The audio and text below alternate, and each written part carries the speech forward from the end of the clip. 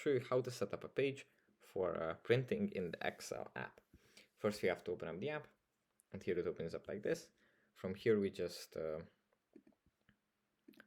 from the home menu, we go into the top row, click on page layout, then we click on page setup here, and here we have the print area.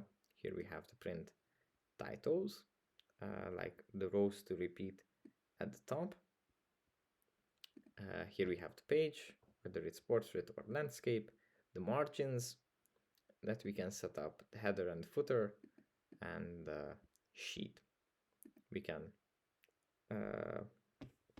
print grid lines, we can print in black and white, and we can set up every detail of the print.